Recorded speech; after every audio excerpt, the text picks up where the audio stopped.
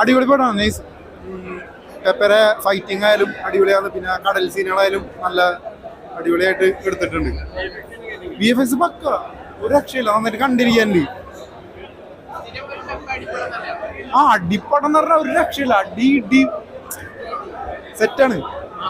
മാസാ, ഒരു രക്ഷയില്ല. പടം അണ്ണം തൂക്കി, ഒരു രക്ഷയില്ല. സെറ്റാണ്. എന്തായാലും ഓണത്തിന് ഫ്രണ്ട്സൊക്കെ ആയിട്ട് ഇരുന്ന് കാണാൻ പറ്റുന്ന ഒരു പടമാണ്. തിയേറ്റർ എക്സ്പീരിയൻസ് കൂടെ എന്തായാലും തിയേറ്ററിൽ ഇരുന്ന് കാണാൻ പറ്റിയ പടമാണ്. അടിപൊളിയായിരുന്നു. മസ്റ്റ് വാച്ച് ആണ്.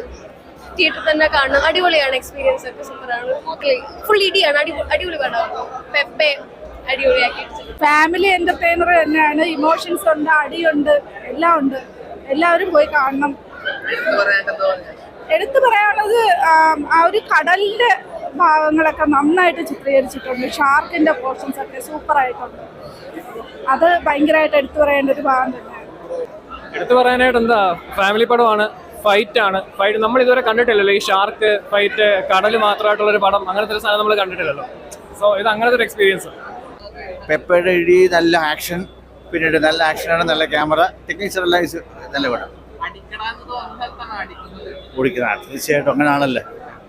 എല്ലാം കൊള്ളാം. ആക്ഷൻ കൊള്ളാം, എല്ലാം ടെക്നീഷ്യൻ, ക്യാമറ ഇസ് ഗുഡ്. ഒരു മാസ് പിക്ചറാണ്.